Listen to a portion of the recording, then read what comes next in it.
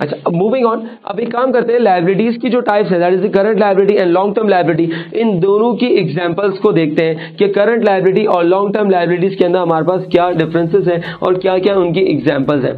So current liability और long term liabilities की example को देखते हैं। नंबर 1, सबसे पहले करंट लायबिलिटीज की एग्जांपल को देखते हैं। करंट लायबिलिटीज के अंदर हमारे पास क्या क्या चीजें आती हैं। सो करंट लायबिलिटीज के अंदर हमारे पास सबसे पहले एक एग्जांपल है, that is accounts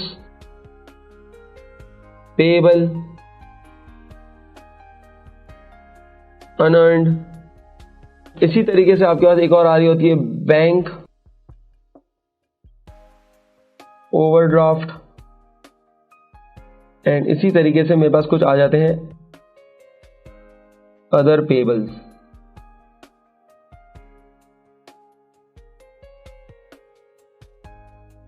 other payables, अब ये मेरे पास क्या है, account payable, unearned, bank overdraft या फिर अदर पेएबल्स।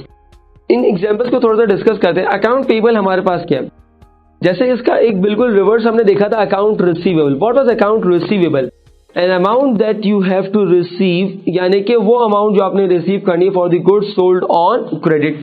इसी तरीके से अकाउंट्स पेएबल क्या है, अकाउंट्स पेएबल क्या है, an amount which you have to pay, एक अमाउंट जो आपने पे करनी है, किस लिए, for the goods purchased on credit.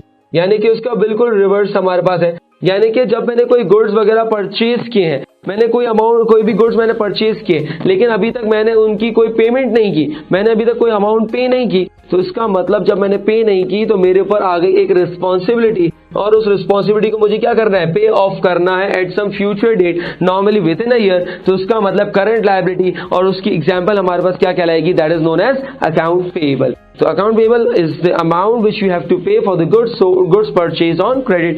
इसी तरीके से अकाउंट्स पेएबल से मिलता जुलता एक और हमारे पास आ रहा है, that is the notes payable, sorry other payable. Others payable क्या है हमारे पास, अदर पेएबल यानी कि an amount which you have to pay, payable का मतलब है आपने अमाउंट पे करना है। अदर्स पेएबल क्या है, the amount which you have to pay, वो अमाउंट जो आपने पे करना है, आपने अमाउंट को पे करना है for the other than the goods sold on credit, यानी कि आपने वो अमाउंट जो पे करना है other than the goods sold on credit. For example, मैंने कोई भी प्रॉपर्टी या कोई भी जगह मैंने यूज कर ली, अभी तक मैंने उस जगह का रेंट पे नहीं किया, यूज कर ली बट अभी तक मैंने उस जगह का रेंट पे नहीं किया, दैट इज अदर पेएबल। इसको हम यहाँ पे क्या कहेंगे, रेंट पेएबल। एम्प्लॉइज ने मुझे सर्विसेज प्रोवाइड कर दी हैं, एम्प्लॉई ने मुझे बेनिफिट दे दिया है, मैंने अभी तक सैलरी पे नहीं की, that is known as salary payable. इसी तरीके से मैंने कोई भी काम परफॉर्म कर लिया है, लेकिन कोई भी काम मैंने किसी से कोई भी बेनिफिट ले लिया है, लेकिन अभी तक मैंने उसको बेनिफिट के अगेंस्ट कोई पेमेंट नहीं की, तो वो मेरे पास अदर पेएबल्स के अंदर आ सकता है। डिफरेंट एग्जांपल्स हो सकती हैं, rent payable, salary payable, commission payable, इसी तरीके से और भी हमारे पास इंटरेस्ट पेएबल्स, लोन पेएबल, यानी कि डिफरेंट आपके पास एग्जांपल्स हो सकती हैं। तो ये हमारे पास क्या कहलाता है, अदर पेएबल्स हमारे पास कहलाता है। और इसी तरीके से एक और एग्जांपल हमारे पास, that is unearned. Unearned means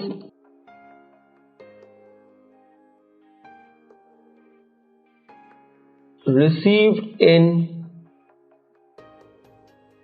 advance. Unearned का मतलब होता है रिसीव्ड इन एडवांस। इसका ऑपोजिट हमने देखा था prepaid, that was paid in advance, जो हमारे लिए एसेट था। और हम यहाँ पे क्या देख रहे हैं, करंट लायबिलिटीज देख रहे हैं। Unearned means received in advance, मैंने आप लोगों से एडवांस फीस ले ली है, लेकिन अभी तक मैंने सर्विसेज प्रोवाइड नहीं की, तो इट मींस ये जो अमाउंट मैंने एडवांस में रिसीव कर ली है, दैट इज द रिस्पॉन्सिबिलिटी और द ऑब्लिगेशन। दैट मींस मेरे पर क्या है, एक लायबिलिटी है। इट मींस मुझे इस लायबिलिटी को सेटल करना है बाय प्रोवाइडिंग दी सर्विसेज। तो कोई अमाउंट जब बिजनेस को एडवांस में रिसीव कर लेता है, तो that is known as unearned, that is received in advance, और ये कंपनी के लिए लायबिलिटी है। बैंक ओवरड्राफ्ट सिंपली क्या है हमारे पास, कि नॉर्मली बैंक आपको एक फैसिलिटी देता है कि अगर आपके अकाउंट के अंदर डिपॉजिट्स कम है, यानी कि deposits are less than your deposits अगर आपके पास यहां पर कम है और आपकी पेमेंट्स ज्यादा हो गई हैं, deposits are less than your payments, यानी कि डिपॉजिट्स कम है और पेमेंट्स आपके पास ज्यादा हो गई हैं। फॉर एग्जांपल, आपके अकाउंट के अंदर 10,000 रुपीज आपने डिपॉजिट्स करवाए हुए थे, लेकिन आपके अकाउंट में से पेमेंट आ रही है लेट्स से 12,000 रुपीज की। How is it that possible? For example 10,000 आपके अकाउंट में थे, आपने किसी को चेक इश्यू कर दिया फॉर 12,000, डिपॉजिट्स आपके पास है यहाँ पे 10,000 के, और पेमेंट आपने यहाँ पे कर दी है 12,000 की। बेसिकली अगर देखा जाए तो बैंक क्या करेगा, बैंक उस चेक को रिटर्न कर देगा और डिसऑनर कर देगा। इट मींस जब आपके अकाउंट में बैलेंस नहीं है, इनसफिशिएंट बैलेंस है, तो बैंक उस चेक को बाउंस कर देगा, रिटर्न कर देगा, डिसऑनर कर देगा। लेकिन अगर आपने बैंक से एक फैसिलिटी अवेल की हुई है, ओवरड्राफ्ट फैसिलिटी, तो बैंक क्या करेगा, बैंक इस 12,000 के चेक को ऑनर कर देगा, इट मींस पे कर देगा। लेकिन द क्वेश्चन इज कि 10,000 रुपीज अकाउंट में मौजूद है, 12,000 रुपीज की पेमेंट है, तो हाउ इज दैट पॉसिबल, किस तरीके से बैंक उसकी पेमेंट करेगा। बैंक 2,000 रुपए अपने बिहाफ पे कर देगा, और ये जो 2,000 रुपए बैंक ने अपने बिहाफ पे किए हैं, दैट मीन्स कि ये अमाउंट आपने बैंक को देनी है। इट इज योर रिस्पॉन्सिबिलिटी और द ऑब्लिगेशन कि आपने वो अमाउंट बैंक को पे करनी है। सो ये 2,000 रुपए आपने बैंक को देने पड़ेंगे। इस अमाउंट को जो आपने बैंक को देने हैं, इसको हम कहेंगे क्या, इसको हम यहाँ पे कहते हैं बैंक ओवर ड्राफ्ट। तो ये 2,000 रुपीज जो आपके पास है, that is known as bank overdraft. तो ये हमारे पास एक लायबिलिटी है, नॉर्मली करंट लायबिलिटी हमारे पास कहलाती है इसके अंदर।